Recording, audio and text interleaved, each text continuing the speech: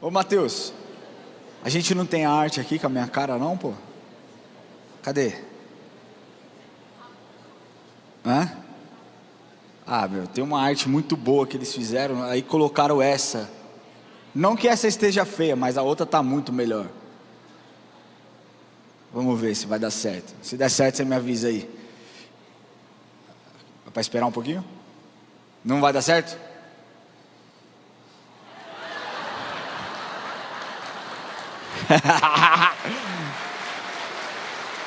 É isso aí. Eu vendi essa foto pro Medina e aí ele fez muito sucesso. Eu dei a ideia.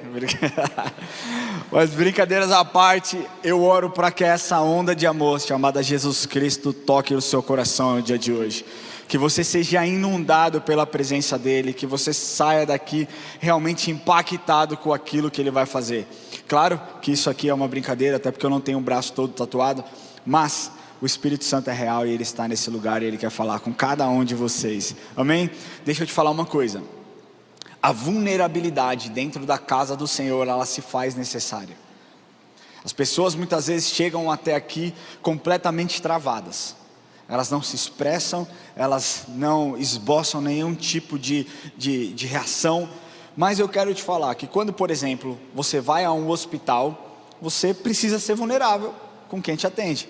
Porque sem essa vulnerabilidade você não consegue ter o resultado que você espera. Se você vai com dor lá, não adianta você ficar quietinho. Você está com dor de 0 a 10.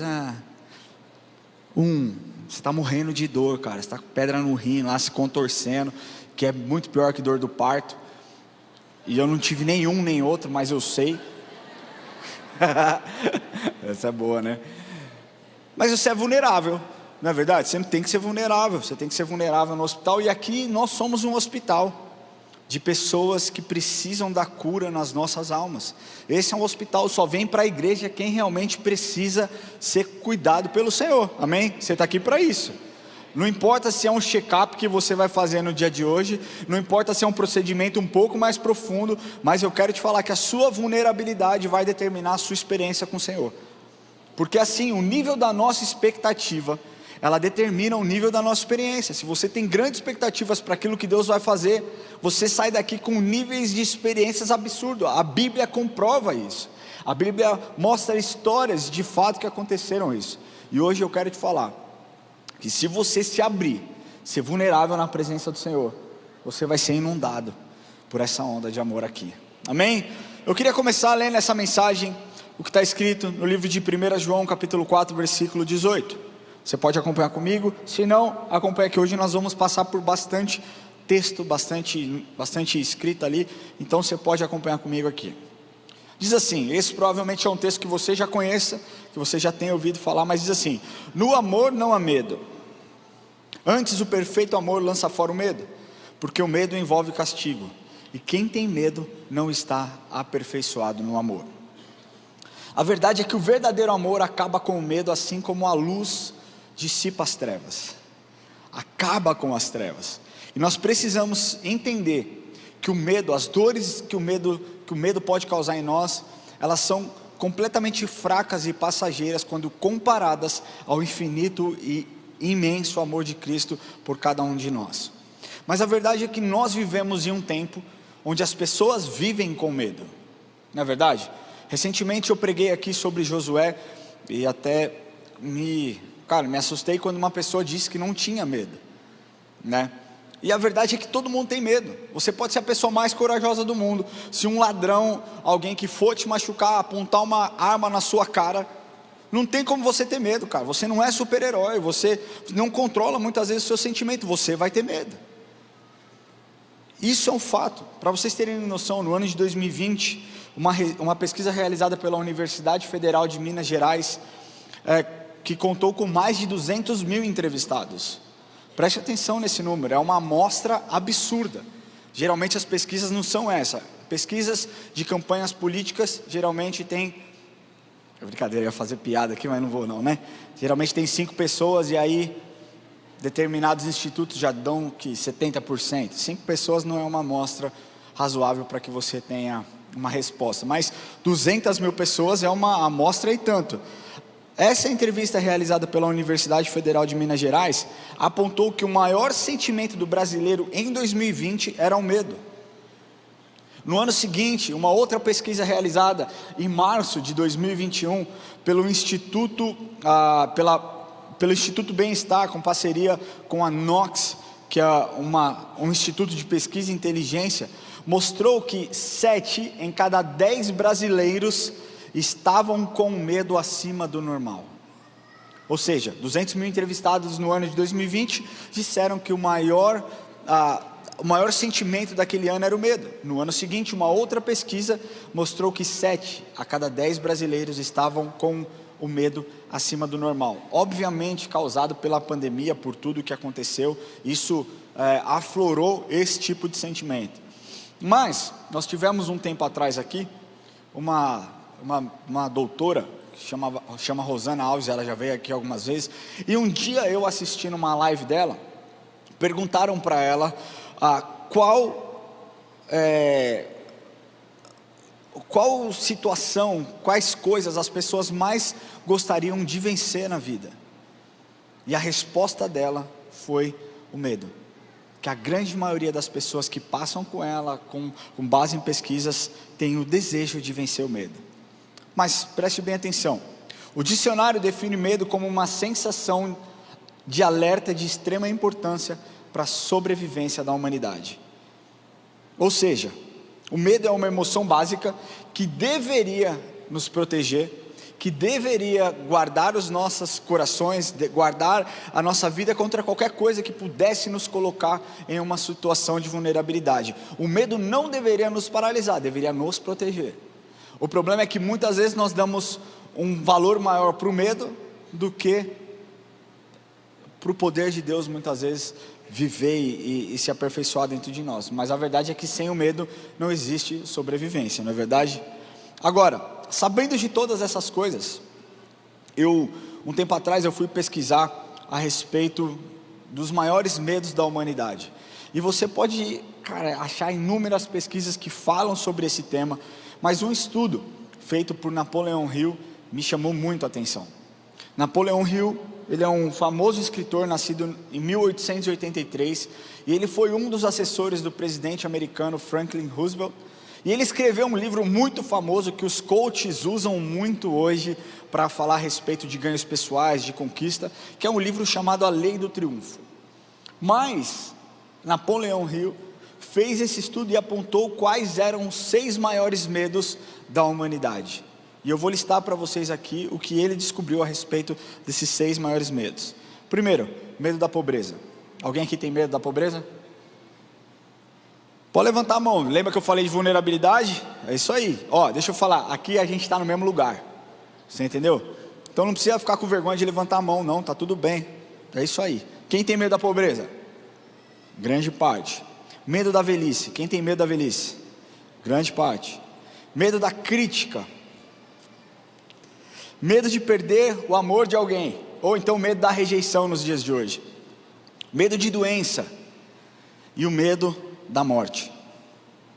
Esses são os medos que Napoleon Hill listou num estudo que ele fez lá em 1928. Olha quanto tempo não foi feito isso. Nós estamos falando de uma pesquisa quase que centenária, e ainda assim reverbera e bate com o que nós vivemos nos dias de hoje. São medos que todos nós temos. Talvez você não vá desenvolver todos esses medos que ele listou aqui, mas provavelmente você sente algum dele aqui que foi listado. Mas a verdade é que o medo, ele perde o seu poder quando nós conseguimos olhar aquilo que é bom e aquilo que Deus pode produzir através das nossas experiências. Porque quando nós nos alimentamos de Deus, quando nós nos alimentamos de fato daquilo que é bom, nós temos prazer, nós temos alegria, nós temos coragem, nós temos ousadia para fazer coisas e quebrar barreiras que nós nunca imaginamos. A doutora Caroline Leaf, que também veio aqui um tempo atrás, ela disse em seu livro que o nosso cérebro ele opera em 2 modos, ou no modo medo, ou então no modo amor. E hoje eu quero te lembrar, mostrar que sobre todos esses medos que Napoleon Hill disse, Napoleon Hill citou, a palavra de Deus já nos deu vitória. Sobre todos esses medos que Napoleon Hill citou aqui, Deus já nos deu vitória. E hoje eu quero falar sobre 2 desses medos. Então abra o seu coração, porque o Espírito Santo vai falar com você. Amém? Glória a Deus. O primeiro medo que eu quero falar aqui é o medo da velhice. Segundo Napoleão Hill, o medo da velhice, ele era acompanhado de 2 fatores. E um desses fatores era o medo que a velhice fosse acompanhada pela pobreza. Lembrem que eu estou falando de um estudo realizado em 1928. E a associação era feita porque as pessoas eram movidas pela desconfiança. As pessoas naquele tempo eram movidas pela desconfiança. Então você ficava velho, o que outras pessoas vinham, tomavam tudo aquilo que você tinha conquistado. Você conquistava a terra com o suor do seu trabalho, com a sua ousadia, com a sua dedicação, e quando você então não tinha mais força para lutar pela sua terra, um outro grupo, talvez mais jovem, vinha, uma outra família vinha e tomava todos aqueles bens que você tinha construído. Só que, pensa uma coisa, estou falando de algo muito tempo atrás, talvez esse não seja a causa dos medos da velhice nos dias de hoje. Mas a verdade é que um estudo feito pela pesquisa Qualibest, no ano de 2017, revelou que 9 em cada 10 brasileiros têm medo de envelhecer. Quantos têm medo de envelhecer aqui? Pouquíssimas pessoas, hein? Essa é uma igreja, caramba, extraordinária. Larga a mão. Quantos têm medo de envelhecer aqui? Levanta a mão, cara. É isso aí, eu gosto de vulnerabilidade. Gerontofobia. Quem conhece esse termo?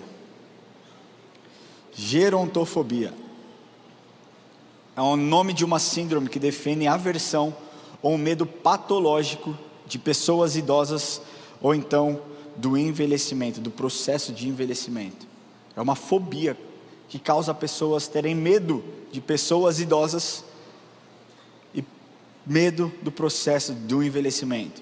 Quando eu vejo uma pessoa idosa, o que eu mais tenho vontade, do fundo do meu coração, é abraçar. Eu tive uma avó, eu tive uma porque a minha mãe perdeu a mãe dela quando ela tinha 15 anos, então não conhecia a minha avó por parte de mãe.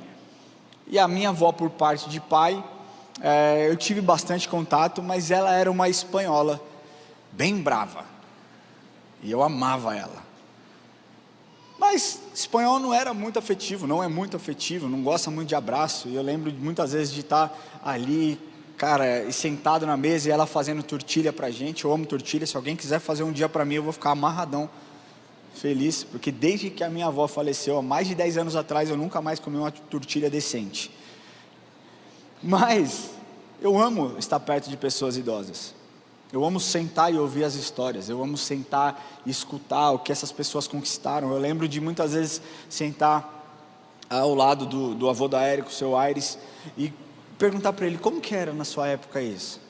Como que foi a ditadura pela sua perspectiva? Como que foi isso? Cara, e é fascinante você ouvir pessoas que viveram em uma outra época, com uma outra cultura, cara, desenrolar uma conversa decente, onde, cara, você só observa, você só consegue admirar.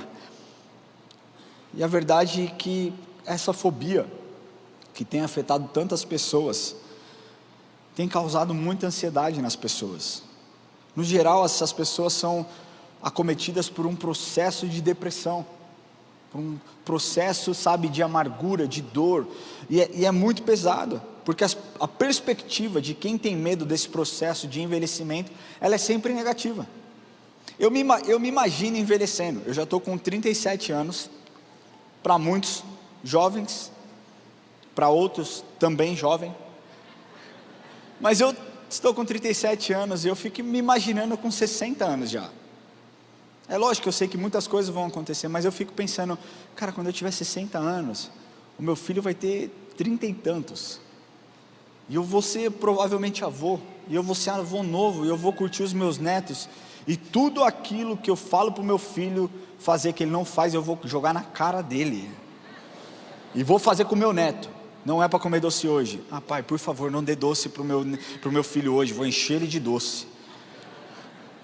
Mas eu fico imaginando a velhice ao lado de pessoas que eu amo, ao lado da Érica, fazendo viagens, e essa perspectiva é uma perspectiva positiva. Eu não tenho medo de envelhecer, eu tenho outros medos.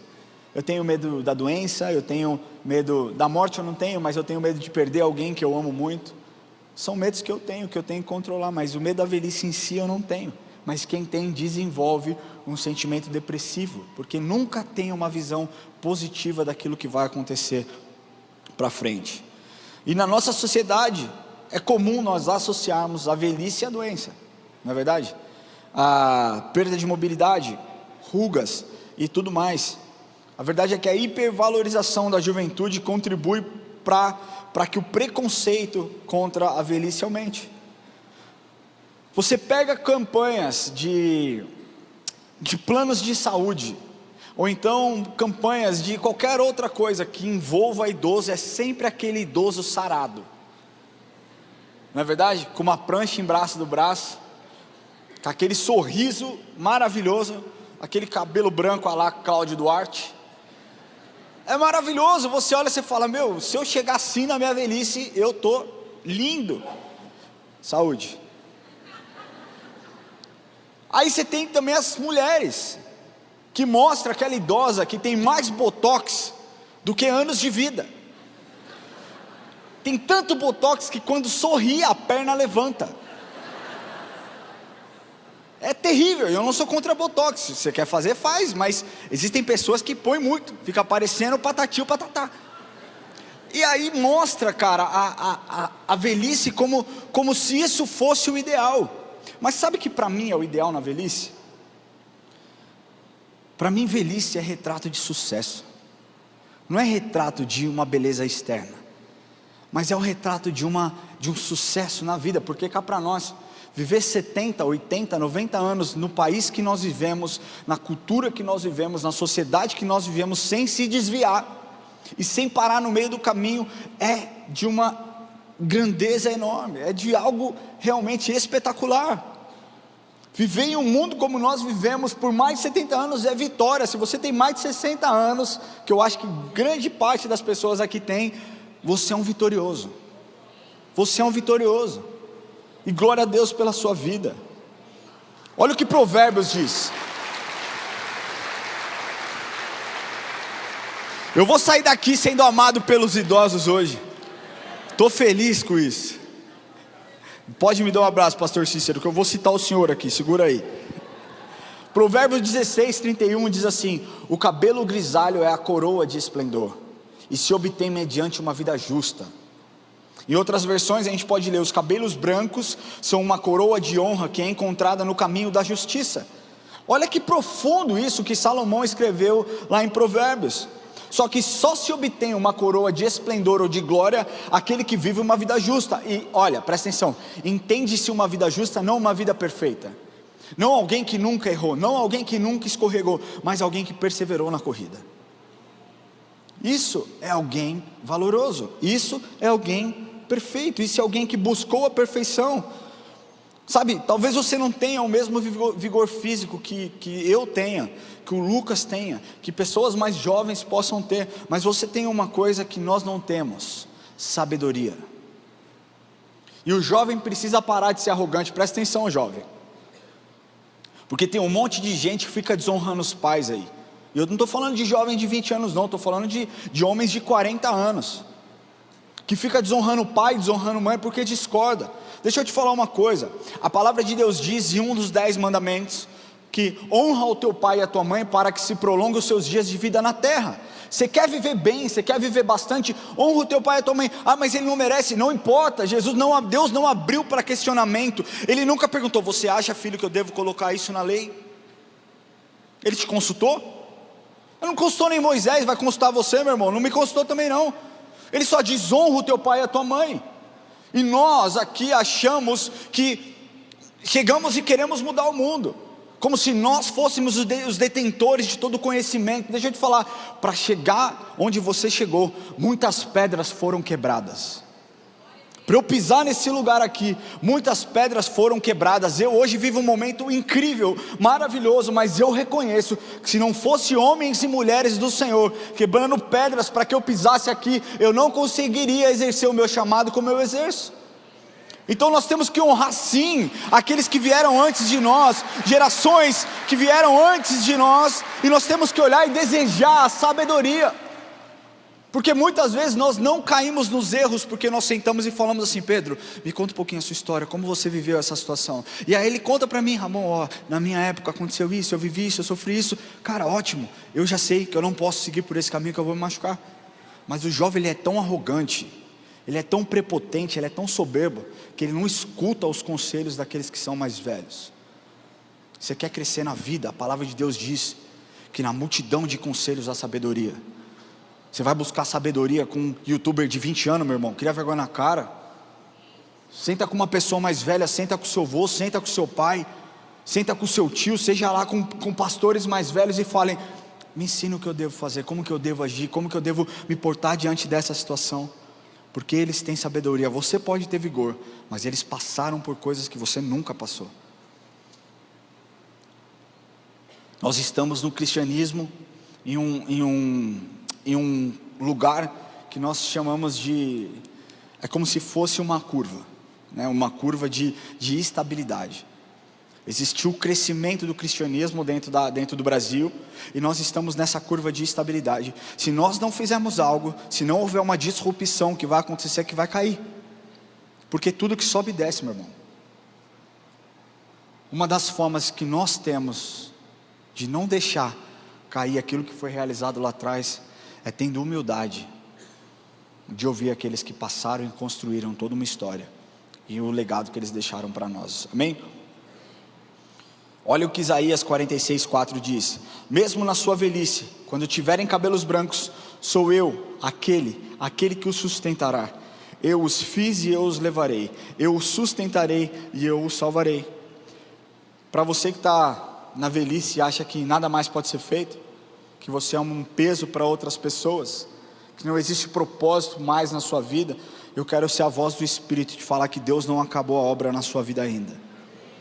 Deus não acabou aquilo que Ele vai fazer através de você ainda, e você precisa crer nisso, porque Deus conta com você. Os cuidados de Deus, eles vão sempre te acompanhar, mesmo na sua velhice, Ele não vai te abandonar. Grandes homens da Bíblia fizeram grandes coisas, grandes homens da história fizeram grandes coisas, mesmo com uma idade já avançada. Abraão tinha 100 anos quando o filho da promessa nasceu. Moisés foi chamado para libertar o povo do Egito, depois de 400 anos de escravidão, quando ele tinha 80 anos. Caleb entrou na terra prometida com 85 anos. E o Ishiro Miura, aos 80 anos, subiu o Everest. Aos 93 anos, Billy Graham escreveu o seu último livro. E você acha que Deus acabou com você? Você acha que você está no tempo de se aposentar para a obra do Senhor? Não, o que o Senhor está te falando é: ei, levanta, porque eu conto com você. Você ainda tem muito vigor, você ainda tem muito para dar, e eu vou fazer você forte. Aqui na IA nós temos pessoas que são idosas, que eu honro demais e que eu sou muito grato a Deus. Eu não considero o apóstolo Lamartine e a apóstola Lilian pessoas idosas, porque para mim são pessoas que ainda têm muito vigor, embora a lei as reconheça como pessoas idosas, mas existem aqueles que são muito mais velhos. Na verdade, existem aqueles que já caminharam muito mais e estão nesse ministério servindo, como é o caso da pastora Clícia, que por tanto tempo nos serviu e continua nos servindo. Há 2 anos atrás ela deu um curso maravilhoso de aconselhamento, de cura e libertação para mim, para a Érica, para o Murilo, para a Paty. Na minha sala, toda terça-feira ela vinha aqui e gastava 3, 4 horas com a gente ensinando. E eu só pensava: que privilégio. Pastor Cícero, fazendo um trabalho maravilhoso com a capelania, uma pessoa que tem um olhar para aqueles que estão vivendo em situação de vulnerabilidade, vai buscar as pessoas nas suas casas, traz para a igreja. Pastor Edith, que tem uma história linda aqui dentro dessa igreja, então o seu também marido, pastor Beltrão, um cara que todo mundo amou. Pastora Maria Alice, que nós amamos, que nós aprendemos a respeitar, que nós encontramos Jesus através da sua vida, e tantas outras pessoas que passaram nesse lugar e que continuam servindo aqui. Sabe, nós temos tantos feriados no Brasil, mas nós deveríamos copiar um feriado que existe lá no Japão. Aqui no Brasil nós temos feriado para o santo não sei quem, santo não sei que lá, para aquilo lá, para não sei quem, enfim. Aí nós temos um dia dedicado ao Dia das Mulheres, dia 8 de março, 364 dias dedicados aos homens. Brincadeira, nós não temos nenhum dia dedicado aos homens, né? Só o Dia dos Pais, que é muito bom. Mas no Japão, na terceira semana de setembro, eles celebram o Dia do Idoso. Aqueles que têm mais de 60 anos são celebrados um dia exclusivo no ano só para eles, onde a família se reúne, dá presentes, onde a família lembra os feitos, onde a família, sabe, celebra a vida. E eu acredito que essa honra não é à toa, e eu não acredito que é por acaso que é a nação com o maior número de pessoas centenárias no mundo, porque são honrados, porque encontram alegria na honra. E eu também não posso deixar de citar aqui a Dona Pina. Dona Pina, uma senhorinha que comanda uma célula absurda fora aqui da IA Church, uma alfa lá no clube, não é mais clube português, eu não sei mais como é que chama lá. É clube português? Não, né? Como é que chama? Clube português era antes, agora é um outro ali, é uma travessa da Angélica. Eu já tive a alegria de pregar lá umas 2 vezes. Assim, o que Deus faz através dessas pessoas é primoroso, sabe? Eu acho que nós precisamos mudar a nossa atitude perante aqueles que são mais velhos. Olha o que diz, e isso aqui é o que nós deveríamos fazer, e é o que nós vamos fazer. Levíticos 19:32 diz assim: levantem-se na presença dos idosos, honrem os anciãos, tema a Deus, eu sou o Senhor. Será que nós poderíamos honrar agora aqueles que são mais velhos? Será que você poderia levantar em honra e aplaudir, agradecer ao Senhor aqueles que têm se dedicado à obra do Senhor?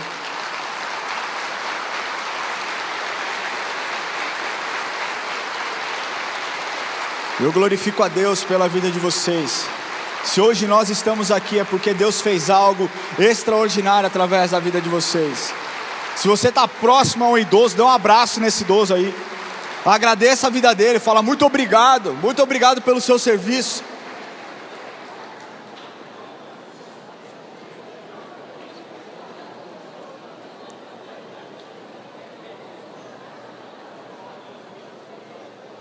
E para você que é mais velho, eu quero deixar aqui um salmo, para que essa seja a sua oração. Salmo 71:18 diz assim, isso aqui tem que ser a sua oração, anota isso aí. Salmo 71:18, agora que estou velho, de cabelos brancos, não me abandones, ó Deus, para que eu possa falar da sua justiça aos nossos filhos, e do teu poder às futuras gerações. Deixa eu te falar que o perfeito amor, o amor que vem de Deus, o amor mais íntegro e profundo que existe, pode tirar você, pode tirar de você esse medo da velhice, e pode fazer de você uma pessoa com uma nova perspectiva dos seus próximos anos. Não tenha medo de envelhecer. O trem não vai parar só porque você tem medo. O trem continua andando e continua andando. Que você perca esse medo. Eu quero orar com você agora, esse é o primeiro ponto, mas eu sinto que eu devo orar por você que tem esse medo do envelhecimento. Eu queria pedir que você levante do seu lugar, você que tem esse medo, e nós vamos orar com você. Cadê o João? Está por aí para fazer um piano aqui? Pode levantar do seu lugar, você que tem medo do envelhecimento, você que tem medo, sabe, daquilo que a sua velhice pode gerar. Talvez você pense, eu vou ser sozinho, eu não vou ter ninguém vai poder me amparar, porque eu não criei nada, eu não tenho um legado. Eu quero falar que Deus é aquele que te sustenta. Deus é aquele que te sustenta, e te sustentou na sua juventude, te sustentou na sua infância, e vai te sustentar na sua velhice. Você não está sozinha, você não está sozinho. Deus é contigo por onde quer que você ande. Amém? Coloca a mão no seu coração.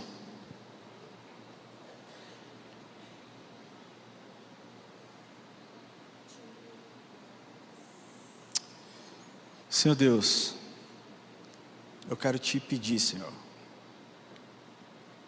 que o Senhor tire do coração dos meus irmãos todo receio com relação ao futuro, Pai. Todo medo que eles possam carregar, Deus, que eles olhem homens e mulheres, sabe, que conquistaram coisas incríveis mesmo na velhice, e que eles se espelhem nessas pessoas e saibam que o Senhor é com eles todos os dias da sua vida. A sua palavra diz, não te deixarei nem te desampararei. Senhor, isso vale para a nossa juventude, isso vale para a nossa velhice, e eu oro agora por esses irmãos, Deus, que carregam esse medo por conta de algum trauma vivido, por conta de algum trauma que eles possam ter vivenciado, presenciado, Senhor, por conta de alguma história. Eu quero declarar, Senhor, que esse medo não dirigirá o futuro, não guiará os seus passos, que eles serão movidos pela sua doce presença, que eles serão direcionados pelo teu poder, que eles serão guiados por quem o Senhor os determinou para ser. Por isso, Espírito Santo, vem agora derramar sua paz sobre esses corações. E para aqueles idosos, Deus, que talvez estejam vivendo um momento de solidão, onde estão se sentindo desamparados, estão se sentindo abandonados, nós declaramos que o Senhor derrame o seu amor, porque a sua palavra diz que o perfeito amor lança fora todo medo, Pai. E é nesse amor que nós nos apegamos, é nesse amor que nós nos aperfeiçoamos. Vem sobre nós, Espírito Santo de Deus, e toque o coração de cada um dos meus irmãos, em nome de Jesus. Amém e amém. Glória a Deus.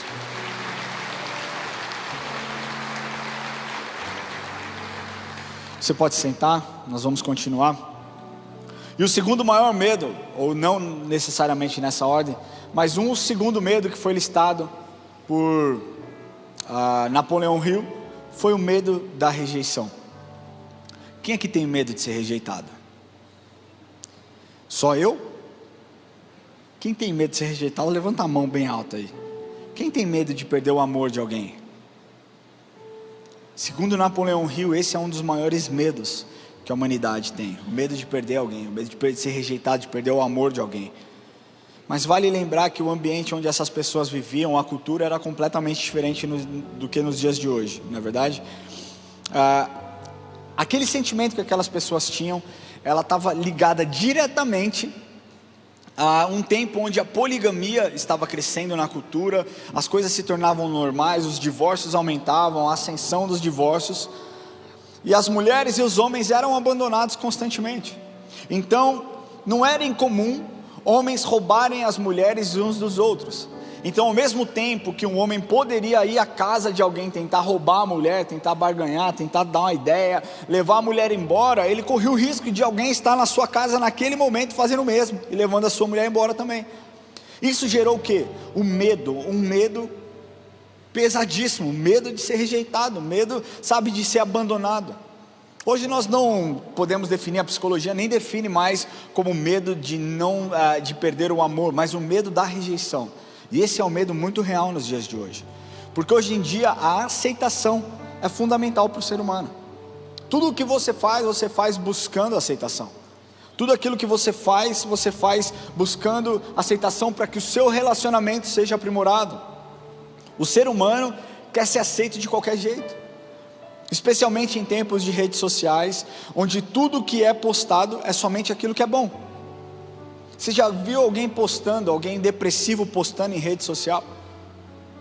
Não existe. As pessoas postam em redes sociais o lado bom da vida, aquilo que é bom, e nem sempre aquela é a realidade. Aquela muitas vezes, se não na maioria das vezes, é uma vida fake, é uma vida mentirosa, não reflete quem aquela pessoa é, porque a gente precisa ser sincero.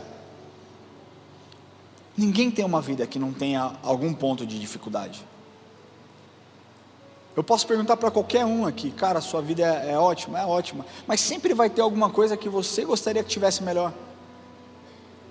Talvez você seja uma pessoa próspera, não tenha problemas com dinheiro, mas talvez o seu filho não esteja frequentando a igreja, e esse é um ponto de preocupação. Talvez o seu filho frequente a igreja, você seja uma pessoa próspera, mas o seu casamento talvez esteja abalado. São tantas nuances, são tantas questões que podem fazer com que a gente se perca no meio do caminho. Claro que as dificuldades são diferentes de uma pessoa para outra, o nível da dificuldade também, mas ninguém tem uma vida 100% perfeita, sem preocupação, sem estresse. Agora, o que nós precisamos entender é que pelo fato das pessoas não serem reais, e consequentemente os relacionamentos também não se tornam reais. Você se relaciona com pessoas que você nem sabe se realmente ela é quem ela diz ser nas redes sociais. E aí você começa a querer ser alguém que você não é também nas redes sociais, para alimentar o seu grupo de influência, para estar inserido em um ambiente. Deixa eu te falar uma coisa. Eu fiquei sabendo de uma história, que uma pessoa comprou um carro, se endividou, comprou o carro que não podia comprar, só para estar junto a um grupo de pessoas. Você não acha isso doentio? Você não acha isso preocupante? Deixa eu te falar uma coisa. As pessoas que me amam, elas me aceitam do jeito que eu sou. Eu sou o que eu sou aqui, o que eu sou aqui embaixo, o que eu sou em qualquer lugar. A pessoa vai gostar de mim ou não vai gostar de mim, mas eu não vou mudar quem eu sou, a minha essência, para agradar pessoas. E você deve fazer o mesmo. Porque tem uma par de crente aqui camaleão, que se adequa conforme o ambiente. Então, se o ambiente é um ambiente onde palavrão é dito, fala-se palavrão.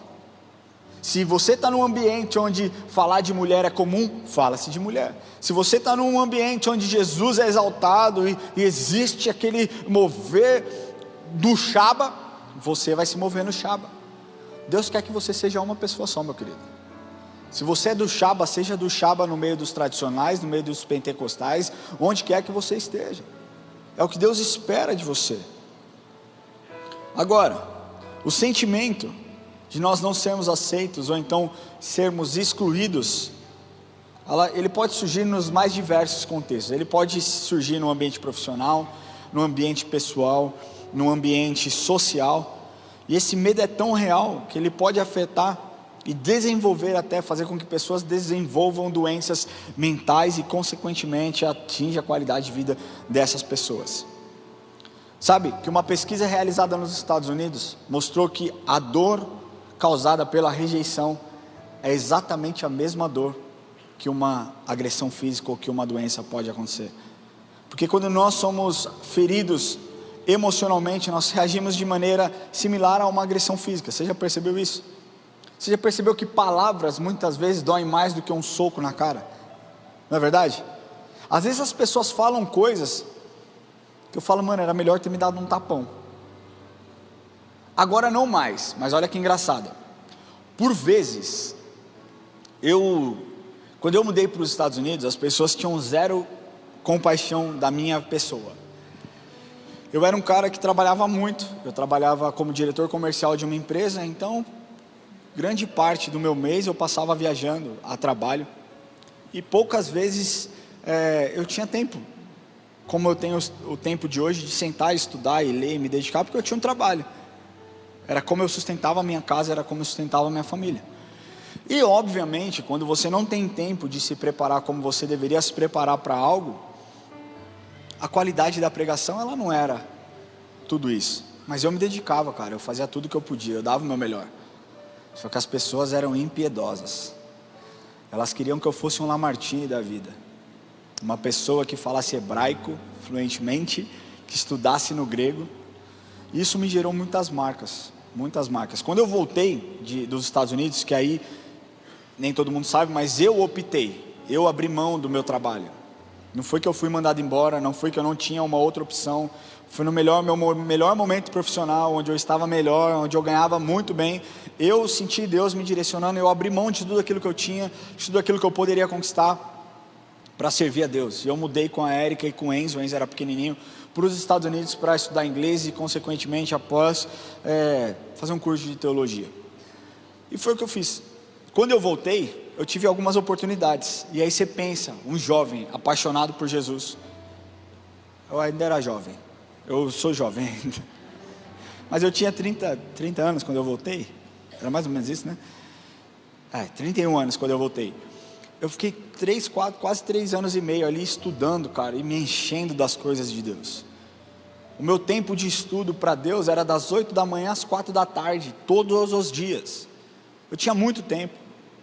Alguém que nunca gostou de ler, eu lia 2, 3 livros por mês. Para alguém que não gostava de ler, isso é muito. Para alguém que leu pouquíssimos livros, tinha lido poucas coisas, enfim. Só que quando eu vim a pregar aqui, eu senti um monte de olhar, um monte de gente me olhando e me analisando, como se eu estivesse em prova. E a minha experiência com a escola não foi muito boa. Eu nunca repeti de ano, eu nunca reprovei, na faculdade mesmo, eu nunca repeti, nunca reprovei, enfim. Mas eu odiava o sentimento de estar sendo testado. E as pessoas me olhavam, e as pessoas só ficavam analisando. E eu não sei dimensionar ou mensurar o quanto de pessoas já vieram falar comigo do tipo: eu não gostava de você, mas agora até que eu gosto de te ouvir. E eu pensava, era melhor ter me dado um tapa na cara. Ou nem precisava ter falado isso. Porque quem faz a obra é o Espírito Santo. Nada do que eu faço aqui eu faço por aprovação de nenhum de vocês. E eu falo isso com muita humildade, porque eu sei quem me move. Eu sei o que me move. Todas as vezes que eu subo aqui, eu não subo com medo de ser, talvez, de alguém não gostar da mensagem. Eu subo com receio de perder a oportunidade de falar sobre alguém que mudou a minha vida. E isso eu tenho um trato com Deus, isso eu não vou deixar passar. Então a palavra que Ele me direcionar, eu vou falar. Se você não gostar, manda um e-mail para o céu, conversa com Deus. Mas durante muito tempo eu fui movido pelos aplausos dos homens, por conta de traumas criados na minha vida. E nós não precisamos ser assim. Quando nós estudamos, nós entendemos que esse sentimento de rejeição, ele nasce com o ser humano, à medida que o ser humano comete o pecado, à medida que Adão e Eva pecam, e toda aquela confiança que eles tinham, ela é quebrada, toda a intimidade que eles tinham com o Senhor é quebrada, toda a alegria que eles tinham dentro de si, ela foi quebrada, e os relacionamentos foram quebrados também no Éden. Mas nós somos restaurados e fomos comprados a preço de sangue. Isso é o que nos move, isso é o que me move. E hoje, eu não tenho mais medo de ser rejeitado. Eu tenho medo de ser mal compreendido. Porque eu sei de quem eu quero ouvir palavras de afirmação. Óbvio que qualquer pregador gosta de ouvir uma palavra do tipo: cara, sua mensagem falou muito ao meu coração, muito obrigado. Porque isso simplesmente contasta aquilo que Deus falou através da vida do pregador. Mas eu guardo muito o meu coração quando as pessoas vêm falar, e eu falo: glória a Deus por isso. A Deus toda a honra, toda a glória. A mim nada, a Ele toda a honra e toda a glória. Mas olha uma coisa, vamos ler rapidinho aqui, eu já vou correr um pouquinho mais aqui. João capítulo 5, versículos 41 a 44. Isso aqui eles nos mostra porque nós vivemos com medo de ser rejeitado, mesmo em tempos onde nós temos a consciência do perfeito amor que vive em nós, que é Jesus Cristo. João 5, 41 a 44 nos mostra que esse medo não é de agora, né? Ele diz assim: eu não aceito a glória que vem dos homens, sei entretanto que não tendes em vós o amor de Deus. Eu vim em nome do meu Pai e não me recebeis. Se outro vier em seu próprio nome, certamente o recebereis. Como podeis crer vós os que aceitais glórias uns dos outros, contudo não procurais a glória que vem do Deus único? E aqui a resposta para essa pergunta é porque as pessoas querem o elogio humano, mas não querem a aprovação de Deus. E esse texto mostra claramente o porquê ainda nos dias atuais as pessoas se sentem rejeitadas. Se sentem rejeitadas porque buscam o aplauso dos homens e não conhecem o amor verdadeiro e profundo de Deus. Nós vivemos em um tempo onde a comparação tem destruído o caráter e a identidade das pessoas. Pessoas se comparam dentro da organização, pessoas se comparam dentro, do ambiente que você vive. Filhos se comparam uns com os outros. Você se compara comigo, eu me comparo com o pastor José Luiz, e isso é completamente destrutivo. Porque aquilo que Deus preparou para você, a identidade que Ele colocou sobre a sua vida, Ele não colocou sobre mim. Uma vez o Lamartine me disse: seja você, não queira ser eu. E isso, por mais boba que essa frase pareça, me tirou um peso gigantesco. E ele disse: a unção que Deus derramou sobre a sua vida, Ele não derramou sobre a minha vida. E Deus é um Deus multiforme, e Ele usa e Ele trabalha as pessoas de forma diferente. Aceite quem você foi criado para ser. Nós precisamos entender que a mediocridade não faz parte de quem Deus nos criou. Deus não te chamou para ser medíocre, para ser uma pessoa mediana. Deus chamou para você ser a melhor versão de você mesmo. Mas a comparação tem enterrado aquilo que o Senhor preparou sobre a sua vida e para a sua vida. Então eu quero te falar uma coisa: pare de se comparar com o seu vizinho, pare de se comparar com o seu chefe, pare de se comparar com o seu irmão, pare de se comparar com o seu pastor, pare de se comparar com qualquer outra pessoa. Deus te criou para ser uma pessoa única nesse mundo. Prova disso é que o seu DNA ninguém tem, meu querido.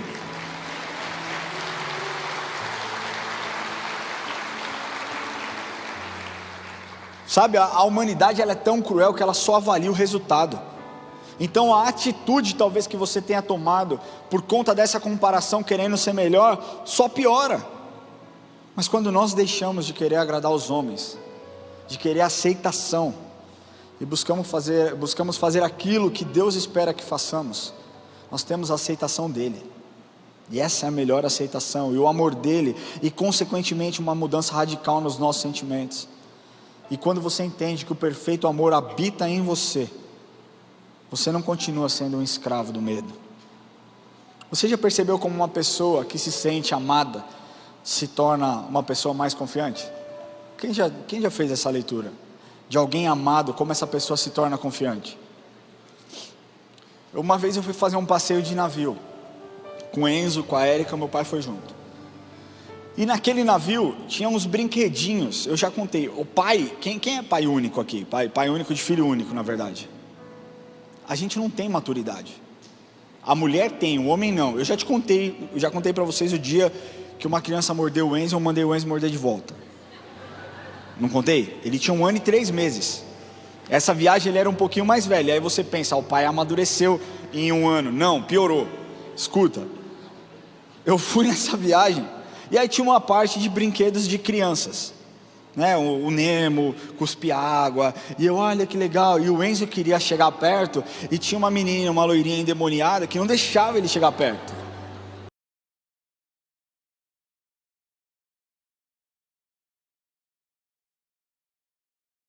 E a menina devia ter uns 4 anos. Hoje eu falo, perdão, Senhor, perdão pela minha imaturidade. Mas eu pensava, essa menina está de sacanagem, eu vou afogar ela. Deixa o meu filho brincar. E o Enzo tentava e ela ficava cercando. Cara, coisa de criança, né? Hoje, nos dias de hoje, eu falo para meus filhos, se resolvam. Vai lá, toma o seu espaço, busca o seu espaço. Não é para bater, não é para brigar, só vai lá brincar. Se ela falar alguma coisa, você fala, eu quero brincar, eu posso brincar aqui também. É isso, criança se resolve. Mas, enfim. E eu criei uma estratégia. Eu falei, a hora que essa menina olhar, eu vou fazer uma cara de endemoniado para ela. E ela vai se pelar de medo, e ela vai sair do brinquedo. E eu falei pro Enzo, vai lá perto. Pode ir lá, filho, vai brincar. Ele, não, ela não deixa. Eu falei, vai lá brincar, cara, tá tudo bem. E eu ficava só, tentando chamar a atenção dela, sabe? Para ela olhar para mim, ela não tava nem aí para mim. E eu lá, quando ela olhou para mim, mano, eu fechei a cara, velho. E ela ficou olhando para minha cara, e a Érica olhando, ela olhando. Aí eu não sabia se eu olhava para a Érica, porque se eu olhasse para a Érica eu ia rir. Eu sei que eu fiz uma cara, eu devia estar, cara, extremamente uma cara feia. Ela saiu do brinquedo e saiu chorando. E a Érica falou, e agora se o pai dela aparecer? Eu falo, não falei nada. Se ela falar alguma coisa, eu falo que eu não enxergo, eu sou vesgo, falo qualquer coisa. Não fiz, não fui eu, não sei quem foi. O Enzo foi lá brincar, e ele foi todo confiante. Presta atenção, eu não quero que você faça isso. Não faça isso, mas o ponto é, como uma pessoa que se sente protegida, demonstra amor, se sente confiante, se sente pronta para enfrentar os desafios. É dessa forma. Porque quando a confiança está em você, por conta do amor que você sente, cara, não importa o que as pessoas pensam ou vão pensar sobre você. Você sabe que você terá os seus sentimentos protegidos por Deus. Porque acima de qualquer pessoa, Ele é quem mais te ama. Eu quero terminar lendo essa passagem de João, versículos 12, de 37 a 43. E aqui eu vou explicar rapidamente depois, porque diz assim, embora eu tivesse feito tantos sinais na sua presença, não creram nele, para se cumprir a profecia, a palavra do profeta Isaías que diz, Senhor, quem creu em nossa pregação? E a quem foi revelado o braço do Senhor? Por isso não podiam crer, porque Isaías disse ainda: cegou-lhe os olhos e endureceu-lhes o coração, para que não vejam com os olhos, nem atendam com o coração, e se convertam, e sejam por mim curados. Isso disse Isaías, porque viu a glória dele e falou a seu respeito. Contudo, muitos dentre as próprias autoridades creram nele, mas por causa dos fariseus, não o confessavam, para não serem expulsos da sinagoga, porque amaram mais a glória dos homens do que a glória de Deus. Amar a glória dos homens nessa passagem significa você desejar, de desfrutar de uma reputação que você construiu. E nessa passagem a gente pode observar que aqueles homens não foram guiados por nenhum sinal, eles apenas se esforçaram para não serem rejeitados pelos demais. Você entende isso nesse texto? Então, para aqueles homens, a ambição da influência foi foi maior do que o temor que eles tinham pelo próprio Deus, pelo medo de serem odiados, pelo medo de eles serem descredibilizados, uma vez que nós voltamos ao ponto deles buscarem o aplauso e a glória dos homens. Agora preste atenção que quando você deseja essa glória tão fortemente, quando você deseja a aceitação das pessoas tão fortemente a ponto de você desqualificar as suas experiências com Deus, desqualificar os milagres que você já viu, que Jesus já realizou, desqualificar a palavra de Deus, o sacrifício na cruz, você é muito mais devoto, você demonstra ser muito mais devoto ao mundo do que um apaixonado por Deus. Nesse texto aqui ele fala sobre a incredulidade dos judeus, mas também nos traz grandes ensinamentos. Dentro desses grandes ensinamentos, dois grandes motivos que nos impedem de nos relacionar de forma genuína com Deus: o medo de que as pessoas vão pensar sobre nós, e o desejo de que outros falem bem de nós.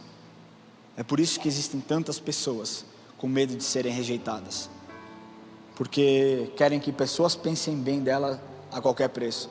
Então vale até mesmo negar sua fé, vale até mesmo dizer que você não frequenta a igreja, vale até mesmo você se definir como um desigrejado, seja lá o que for, só para que você seja aceito, e para que as pessoas falem bem de você em uma roda, vale ser como eles.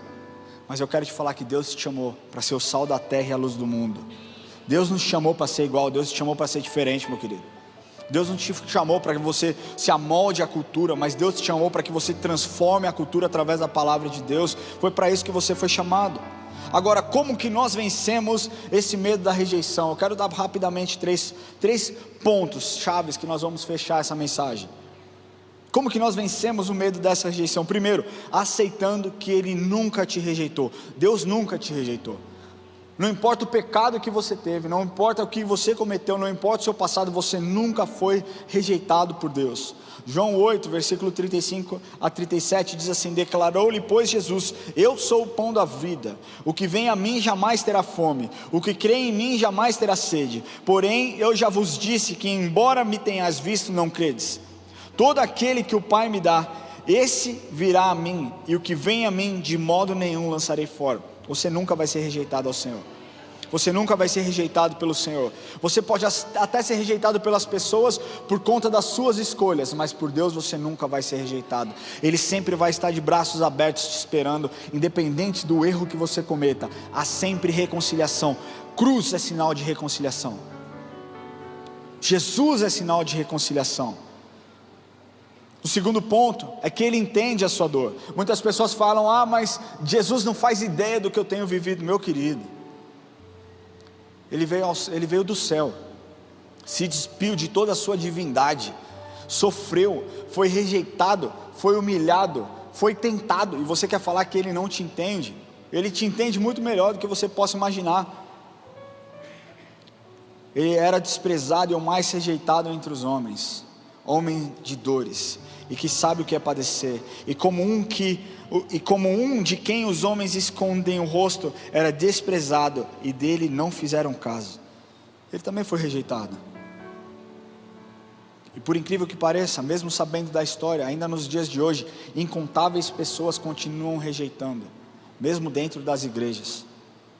E o terceiro ponto, que Ele perdoa, e você deve perdoar quem te rejeitou. A ofensa tem feito as pessoas não progredirem. Efésios 4:32 diz assim: antes, sede uns para com os outros benignos, compassivos, perdoando-vos uns aos outros, como também Deus em Cristo vos perdoou. A rejeição, ela causa muitos sentimentos ruins que podem arrebentar com a sua vida, arrebentar com os seus sonhos.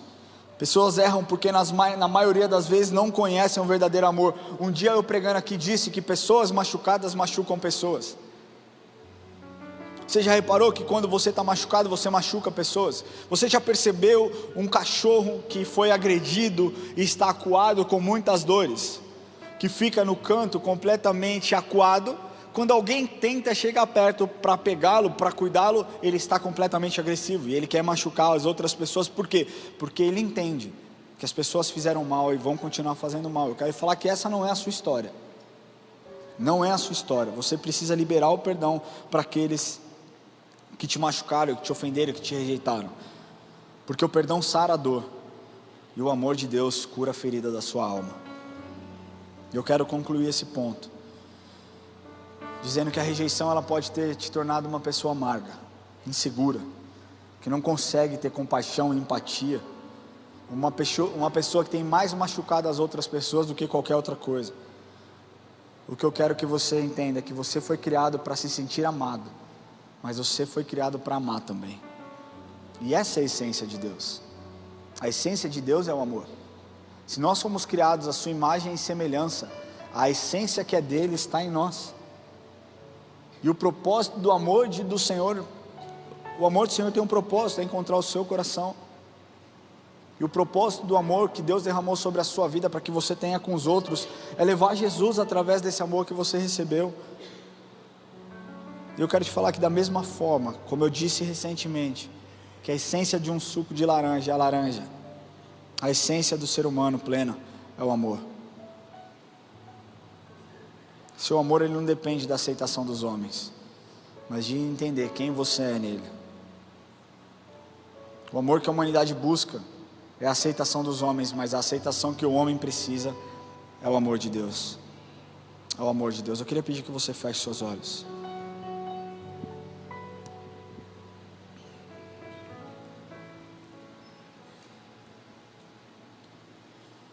Eu acho que talvez esse seja o maior problema da humanidade.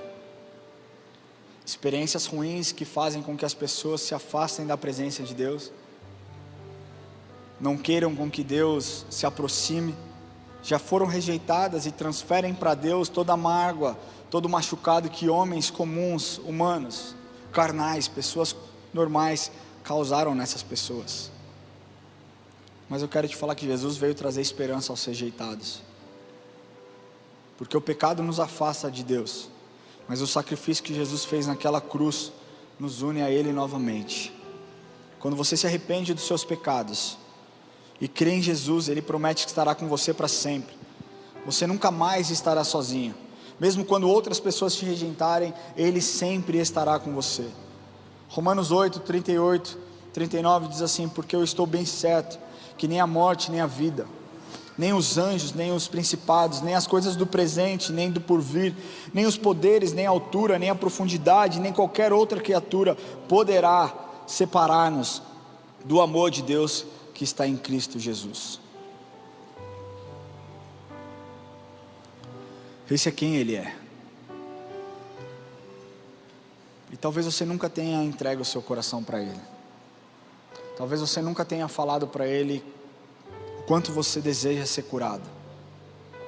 Talvez você nunca tenha entregue porque você diz assim: cara, o mundo é tão cruel, o mundo é tão ruim, como Deus pode existir se a humanidade é tão ruim, é tão torta, é tão maldosa? Eu quero te falar que os erros humanos não diminuem quem Ele é. As pessoas erram porque elas escolhem errar. Da mesma forma que nós somos salvos porque nós decidimos aceitar no nosso coração a presença dEle em nós para transformar as nossas vidas, as pessoas escolhem caminhos errados. E você tem a oportunidade hoje de fazer uma escolha, de se render completamente ao Senhor e falar: Senhor, a despeito das dores que eu carrego na minha vida, a despeito dos pesos que eu tenho sentido nos meus ombros, a despeito da rejeição e da dor que existe no mais profundo da minha alma, hoje eu quero entregar o meu coração, porque o Senhor é suficiente para mim.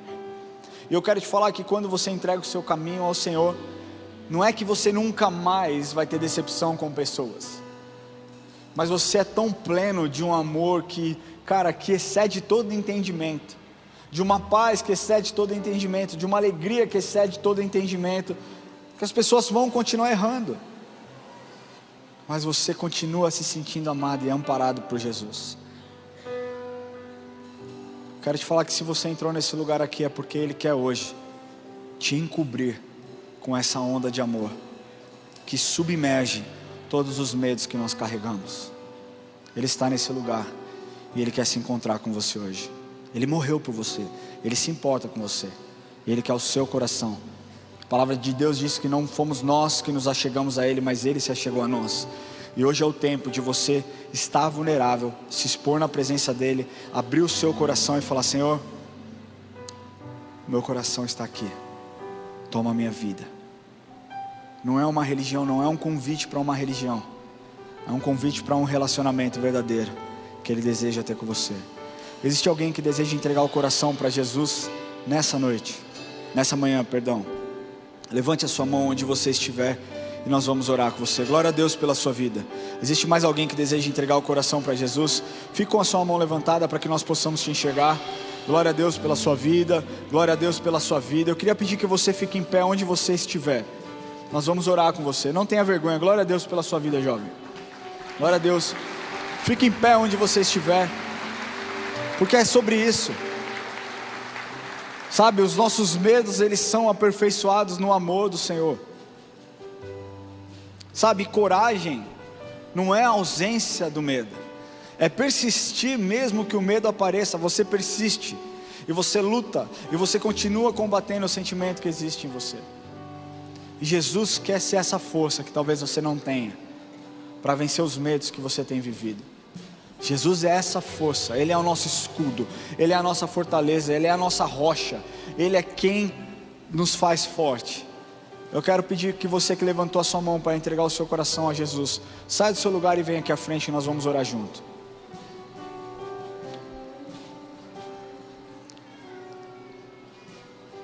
Pode sair do seu lugar, não fique acanhado não.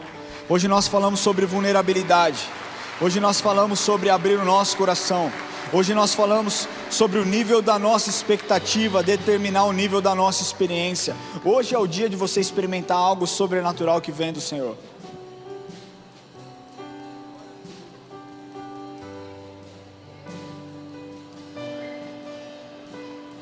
Pode vir, você que deseja entregar o seu coração, pode vir.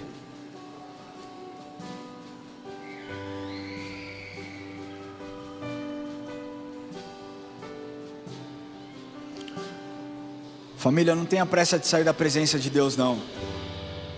O almoço pode esperar. O Espírito Santo de Deus está aqui. Deixa Deus mover, deixa Deus fazer. Não tenha pressa de sair da casa do Senhor não, cara. Não queira apressar a obra do Espírito Santo. Celebre isso aqui, ó. Celebre.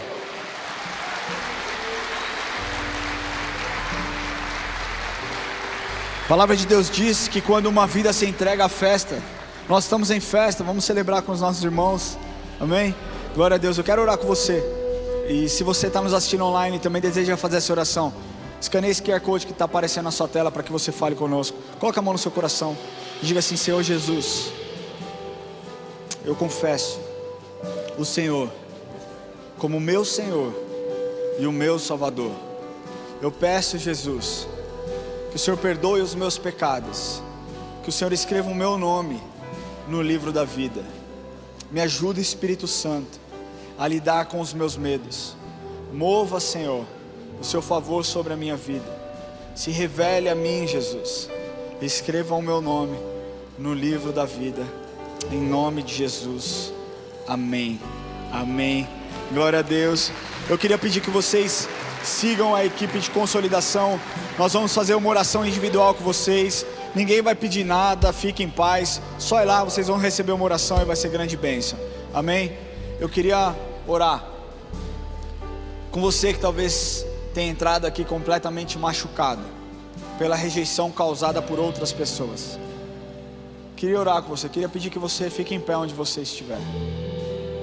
Se você está machucado por conta de uma rejeição que você tenha sofrido, quer seja no seu casamento, quer tenha sido na sua infância, no seu trabalho, dentro da igreja, eu quero dizer que Deus tem cura para a sua alma no dia de hoje, em nome de Jesus.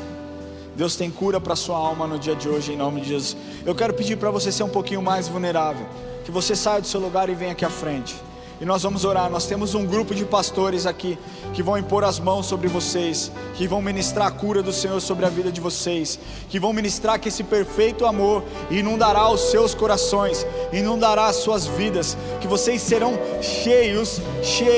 cheios da presença do Senhor. Não tenha medo, saia do seu lugar. Enquanto nós estamos adorando ao Senhor, os pastores vão tocando nessas pessoas, vão ministrando aos seus corações.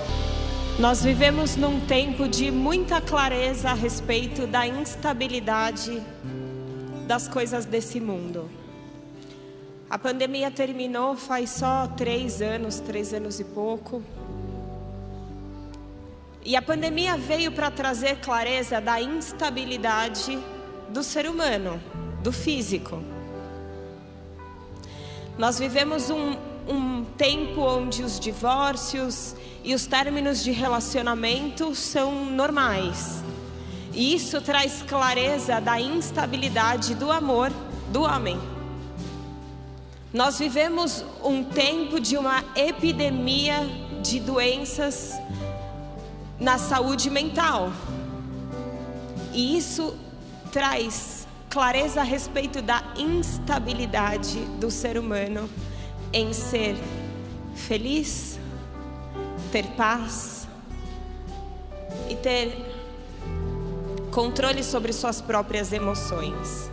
Para aqueles que não têm Jesus, nós vivemos numa época horrível, terrível, porque nada mais é estável. A política no Brasil totalmente abalada, sem saber o que esperar. Isso traz para muitos instabilidade nos seus planos de negócio, nos seus planos de carreira, como vai ser o futuro da sua provisão. Isso traz clareza da instabilidade do ser humano de garantir a sua provisão. Então é difícil viver no tempo que você vive, mas eu quero declarar que ter consciência da instabilidade do ser humano e do mundo pode ser ruim, mas pode ser bom, porque aqueles que confiam no Senhor, nos seus momentos de maior instabilidade, tomam posicionamento de colocar toda a sua confiança em Deus. E nessa manhã você foi ministrado a respeito do medo. E a Bíblia diz que a resposta para o medo, não importa qual tipo de medo, é o amor de Deus. E o amor de Deus é a coisa mais estável que existe na história do mundo, e não só na história desse tempo, mas na eternidade, porque o amor de Deus não tem começo e nunca terá fim. Ele transcende a própria criação da humanidade. O amor de Deus é a essência de quem Ele é. Então Ele convida você que vive no tempo de maior instabilidade e de maior medo, de colocar todas as suas esperanças no amor que é eterno. Então, se você procura respostas para a sua insegurança, não importa qual seja, o Espírito de Deus hoje declara amor do Pai sobre você. É impossível entender o amor de Deus sem que o Espírito dele se manifeste no nosso meio. Por isso feche os seus olhos e agora eu clamo, Espírito Santo, na nossa miséria, na nossa insegurança, na fragilidade da nossa mente, do nosso coração. Vem derramar sobrenaturalmente o amor do Senhor por meio do mover do seu Espírito. O fruto do Espírito de Deus é o amor. Senhor, vem com seu amor e declare sobre o seu povo: não importa a temporada que você vive, você é seguro em mim. Não importa o medo que você carregue, você pode ser curado por meio do meu amor. Venha para minha presença, povo de Deus, venha para minha presença, deleite-se na minha palavra, porque na minha palavra o amor é aperfeiçoado. Passe tempo comigo, dedique-se a mim, a me buscar de todo o coração, porque aquele que busca de todo o coração encontra. Se você não tem encontrado o amor de Deus, apesar de vir todo domingo na igreja, Deus te diz: você precisa me buscar de todo o coração, não somente aos domingos, não somente sentando e ouvindo o pastor pregar, mas você e eu esteja na minha presença. Venha me conhecer, porque eu te amo e eu te desejo, eu quero me manifestar a você. Se comprometa a conhecer o Senhor mais do que enriquecer. Se comprometa a conhecer o Senhor mais do que buscar amor de homens e mulheres. Se comprometa em conhecer o Senhor mais do que ter uma vida de paz e prosperidade. Se comprometa a conhecer o Deus vivo, o Deus da sua salvação. Igreja, para ser curado do medo e ser submergido por esse amor que lança fora todo medo, o povo precisa voltar os seus olhos ao Senhor e clamar: Senhor, eu preciso de Ti. Chega de superficialidade na sua relação com o Senhor, porque é na profundidade que todo medo é lançado fora. Senhor, nós te agradecemos pela sua doce presença neste lugar, Espírito Santo. Te louvamos por tudo aquilo que o Senhor fez. Te louvamos porque o Senhor é um Deus da honra, Senhor, da glória, do louvor, da adoração. E pedimos, Deus, que nós sempre possamos nos lembrar do Senhor, Deus. Nos momentos em que nós nos sintamos rejeitados, que o Teu Espírito Santo venha nos confortar, Deus. Venha fazer com que nós voltemos os nossos olhos a quem realmente importa, Senhor. Que nós não busquemos enlouquecidos o aplauso dos homens, mas possamos buscar o reconhecimento que somente o Senhor pode dar, Deus. Deus, um dia estaremos na Sua presença. Eu sei que todos aqueles que estão aqui desejam ouvir: servo bom e fiel, foste fiel no pouco, sobre o muito te colocarei. Entra no gozo do seu Senhor. Deus, é isso que nós desejamos ouvir. O aplauso dos homens é passageiro, Senhor. O sucesso dos homens é relativo, mas o Seu amor não muda, não se transforma com o tempo e não é ligado, Senhor, às circunstâncias. Nós te louvamos por isso. Te agradecemos porque hoje o Senhor curou muitas feridas neste lugar. O Senhor tirou muitos medos neste lugar. Te agradecemos porque o Senhor colocou nessa igreja tantas pessoas idosas, Deus. Te agradecemos porque o Senhor colocou tantos jovens. Te louvamos porque essa é uma igreja multigeracional, multirracial, Senhor, tantas coisas que o Senhor tem feito. Te louvamos e te agradecemos, e mal podemos esperar por aquilo que o Senhor ainda fará no nosso meio. Pai nosso que estás no céu, santificado seja o Teu nome. Venha a nós o Teu reino. Seja feita a Tua vontade, assim na terra como no céu. O pão nosso de cada dia nos dai hoje, e perdoa as nossas dívidas, assim como nós perdoamos os nossos devedores. E não nos deixes cair em tentação, mas livra-nos do mal, pois Teu é o reino, o poder e a glória para sempre. Amém. Que Deus te abençoe. Que você tenha um domingo alegre, uma semana abençoada em nome de Jesus.